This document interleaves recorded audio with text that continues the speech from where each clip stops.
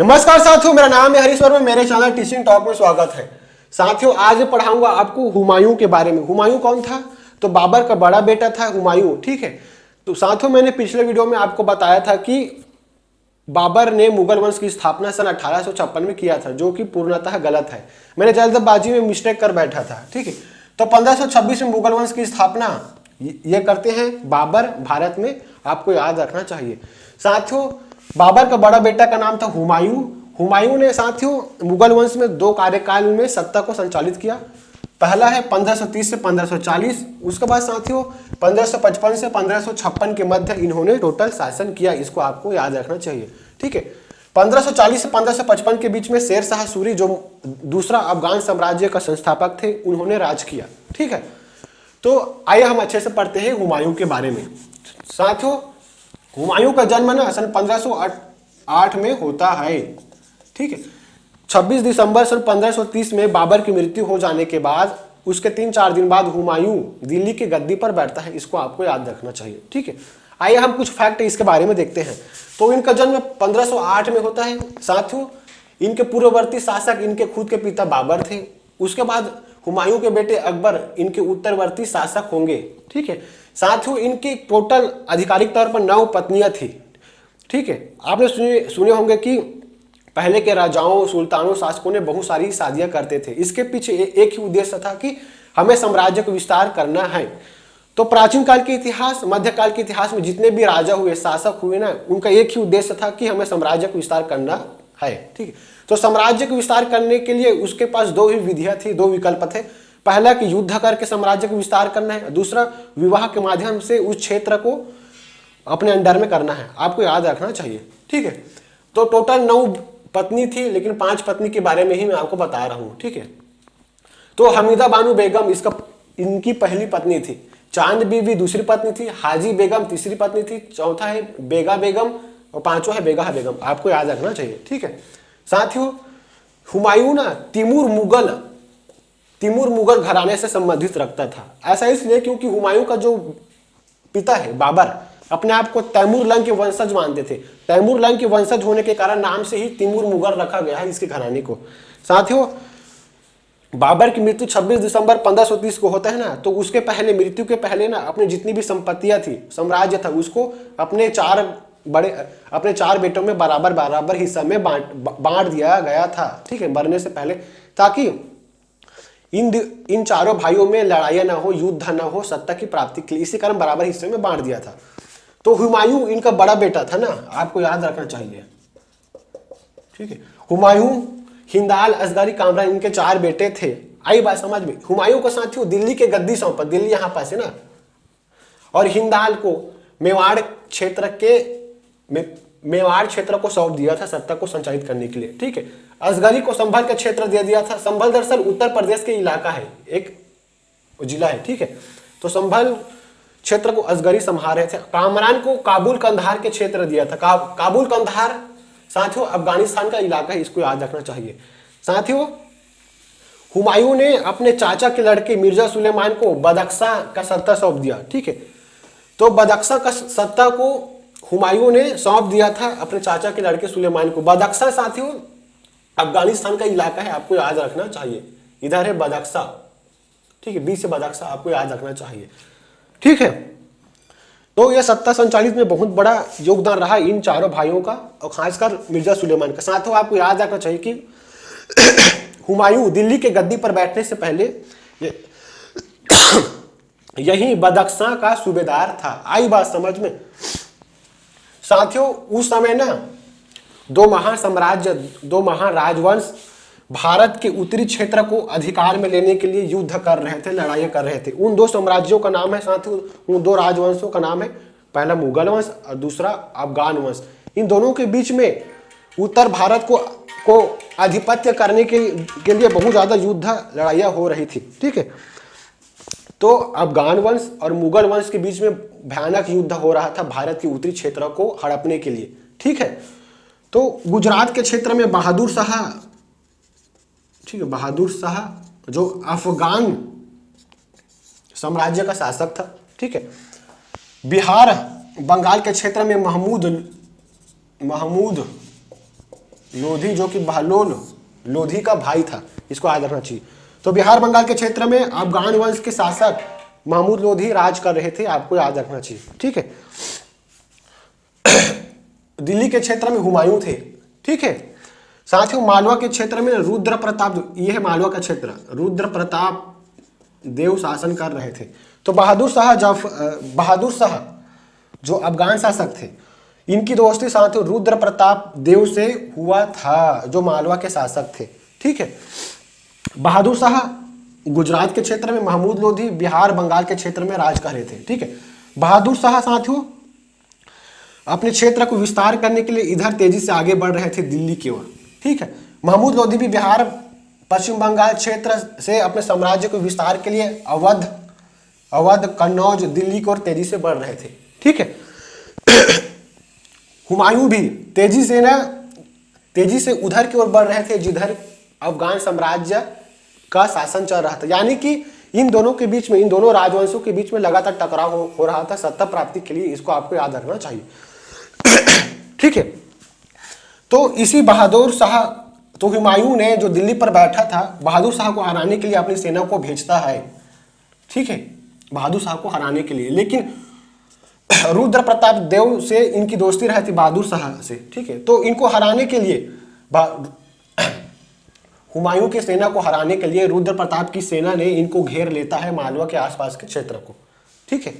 तो कालिंजर पर आक्रमण सन 1531 में होता है। कालिंजर साथ यही मालवा के एक इलाके का नाम है कालिंजर। सन 1531 में जब आक्रमण करता है ना बहादुर शाह को हराने के लिए कालिंजर पर, तो रुद्र प्रताप की सेना इनको घेर लेता है। लेकिन दोस्ती के चक्कर में इनसे युद्ध नहीं करता रुद्र प्रताप से, सिर्फ दोस्ती के चक्कर में ना धन लेता है, क्षतिपूर्ति लेता है हुमायूं, और वापस दिल्ली की ओर चला जाता है इनकी सेना। तो युद्ध नहीं होता रुद्र प्रताप देव से, इसको आपको याद रखना चाहिए, ठीक है।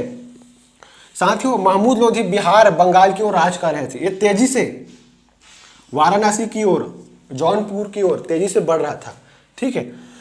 जब तेजी से बढ़ रहा था ना जब तेजी से बढ़ रहा था महमूद लोधी की सेना, तो हुमायूं की सेना ने इनको रोकने के लिए, इनकी सेना को रोकने के लिए दोहरिया के पास, जब इनकी दोनों सेना मिलती है, दोहरिया वही क्षेत्र है गोरखपुर की सेना, तो दोनों की सेना की में बहुत भीषण युद्ध होता है, जिसमें दोहरिया के युद्ध में सन 1532 में महमूद लोधी हार जाता है, इसको आपको याद रखना चाहिए। तो एक दूसरे की सेना टकराते हैं दोहरिया क्षेत्र में, गोरखपुर के इलाके में 1532 में, और महमूद लोधी हार जाता है। साथियों जब यहाँ पास पहुंच जाता है ना, ये दोहरिया का इलाका जो कि उत्तर प्रदेश में पड़ता है, ठीक है। उसके बाद साथियों चुनारगढ़, जो कि चुनारगढ़ मिर्जापुर का इलाका है। चुनारगढ़ का किला मिर्जापुर के इलाके में पड़ता है, जो कि उत्तर प्रदेश है, ठीक है। तो इस चुनारगढ़ में के किले में शेर शाह सूरी कब्जा करके बैठा रहता है, लेकिन उनसे लेकिन हुमायूं शेर शाह सूरी से युद्ध नहीं करता, तो 4 माह तक घेर कर बैठा रहता है इसी चुनारगढ़ के किले को, इसको आपको याद रखना चाहिए, ठीक है। चुनारगढ़ के किले को घेरने के बाद साथियों इनका युद्ध सन 1535-36 में बहादुर शाह से होता है, जो गुजरात की ओर राज कर रहा था, ठीक है। तो हुमायूं की सेना बहादुर शाह को हराकर मालवा गुजरात के कई सारे इलाके को अपने कब्जे में कर लेता है, ठीक है। इससे स्पष्ट होता है कि एक दूसरे को हराने के लिए किसी भी कीमत तक जाने को तैयार थे बहादुर शाह, जफर, हुमायूं, ठीक है। तो अफगान साम्राज्य, हुमायूं साम्राज्य, तो अफगान साम्राज्य, मुगल वंश एक दूसरे से भीषण युद्ध कर रहे थे भारत के उत्तरी भाग को कब्जाने के लिए, ठीक है। साथियों जब 1535-36 में बहादुर शाह को हरा लेता है, गुजरात के इलाके को कब्जा में कर लेता है ना, उसके बाद चुनारगढ़ के क्षेत्र में जो शेर शाह सूरी को हराया नहीं गया था, ठीक है, वापस हो गया था, अब उसी चुनारगढ़ के किले में पुनः जाता है 1538 में, और शेर शाह सूरी जो कब्जा करके बैठा हुआ था ना, उसको हरा देता है, आपको याद रखना चाहिए, ठीक है।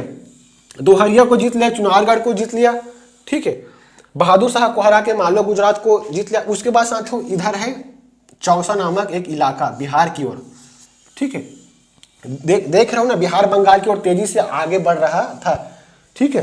हुमायूं की सेना, जिधर महमूद लोधी अफगान साम्राज्य फैला था, उधर तेजी से बढ़ रहा था हुमायूं की सेना अपने अंडर में करने के लिए उन क्षेत्रों को, ठीक है। तो चौसा है साथियों, तो चौसा यहां पास है चौसा, ठीक है। तो चौसा में देखो चुनारगढ़ के युद्ध में शेरशाह सूरी को पराजित कर देता है हुमायूं। अब चौसा के युद्ध में क्या होता है, शेरशाह सूरी हुमायूं को पराजित कर देता है, ठीक है। चौसा दरअसल साथियों बिहार के बंगाल क्षेत्र, बिहार में गंगा नदी के इलाके में पड़ता है, ठीक है।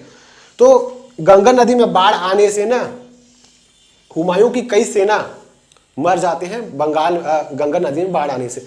लेकिन कहते हैं साथियों हुमायूं को ना एक भिस्ती मतलब नाविक ने उनकी जान बचाई, और नाविक ने अपने नाव से उनकी जान बचाई हुमायूं से। लेकिन भागते भागते साथियों हुमायूं बिलग्राम कन्नौज के क्षेत्र, कन्नौज वही इलाका है दिल्ली के क्षेत्र, ठीक है। तो जब चौसा के युद्ध में भागकर दिल्ली की ओर जाता है हुमायूं, तो उनका पीछे करते हुए शेरशाह सूरी ने बिलग्राम कन्नौज की ओर भीषण युद्ध होता है दोनों के बीच। जब चौसा से भागते हुए बिलग्राम कन्नौज की ओर जाता है और वही युद्ध होता है शेरशाह सूरी और हुमायूं के बीच में, जिसमें फाइनली हुमायूं पराजित हो जाता है, ठीक है। और पराजित होने के बाद साथियों ये अमरकोट के शासक बिरसाल के यहाँ शरण लेता है, इसको आपको याद रखना चाहिए, ठीक है। तो चौसा का युद्ध गंगा नदी के तट पर होता है सन 1539 में, जिसमें भिस्ती नामक एक नाविक ने उनकी जान बचाई थी, और जान बचाने के चक्कर में वे बिलग्राम कन्नौज की ओर भाग गया, और भागते भागते शेरशाह सूरी ने उनको पकड़ लिया बिलग्राम कन्नौज की ओर के क्षेत्र में, और वहीं उनको पराजित किया। पराजित करने के बाद अमरकोट के शासक बिरसाल के यहाँ शरण ली। साथियों उसके बाद ना अपने भाई हिंदाल के आध्यात्मिक गुरु मीर अली अकबर जामी के पुत्री हमीदा बेगम से निकाह करता है, ठीक है। तो हुमायूं हमीदा बेगम से निकाह करता है और उनसे एक संतान उत्पन्न होता है अकबर के नाम से, जो आगे चलकर मुगल वंश की राजा बनता है, आपको याद रखना चाहिए, ठीक है। साथियों ये तो हो गया खत्म 1530 से 1540 के मध्य जितने भी युद्ध हुए ना हुमायूं के साथ अफगानों का, वो हो गया। अब आता है साथियों दूसरा महत्वपूर्ण कार्यकाल 1555 से 1556, ठीक है। शेरशाह सूरी की मृत्यु हो जाती है, जो दूसरा अफगान साम्राज्य का संस्थापक थे। उसके बाद इस्लाम शाह उनका बेटा राज करते हैं, ठीक है। इस्लाम शाह की मृत्यु के बाद साथियों हुमायूं की हुमायूं जो भारत पर आक्रमण कर सके ना, उसके लिए एक अनुकूल परिस्थिति बन जाती है इस्लाम शाह की मृत्यु के बाद, ठीक है। तो उनका युद्ध होता है 1555 में मच्छीवार का युद्ध और सरहिंद का युद्ध, ठीक है। तो मच्छीवार का युद्ध सन 1555 में होता है, ठीक है। तो साथियों अफगान देखो शेरशाह सूरी की मृत्यु के बाद ना अफगानों में एक भीषण युद्ध, अफगानों के बीच में सत्ता प्राप्ति के लिए अपने सरदारों के बीच में युद्ध चलना शुरू हो गया, ठीक है। तो शेरशाह सूरी की मृत्यु के बाद अफगानों में ही सत्ता प्राप्ति के लिए युद्ध हो गया। तो उस युद्ध के अनुकूल परिस्थितियों के देखते हुए सन 1555 में मच्छीवार का युद्ध होता है, जिसमें अफगान सरदार नसीब खां और तातार खां को हरा देता है, ठीक है। साथ ही मच्छीवार के युद्ध के बाद पंजाब के इलाके को अपने कंट्रोल में ले लेता है, इसको आपको याद रखना चाहिए, ठीक है। साथियों सरहिंद के युद्ध में ना ये भी सन 1555 में होता है। सरहिंद का युद्ध में सिकंदर सूरी को पराजित कर देता है, ठीक है। इसको याद रखना आप, ठीक है। साथियों सन 1556 में ना हुमायूं की मृत्यु हो जाती है। हुमायूं की मृत्यु कहाँ होती है, तो इन्होंने एक महल बनाया था दीन पनाह महल, तो उसी की सीढ़ियों से गिरकर 1556 में इनकी मृत्यु हो जाती है, ठीक है। साथियों मैंने बहुत बेहतरीन कॉन्सेप्ट के अनुसार इसको पढ़ाया हूँ। आप प्लीज मेरे चैनल को सब्सक्राइब करना, लाइक करना, शेयर करना। धन्यवाद साथियों।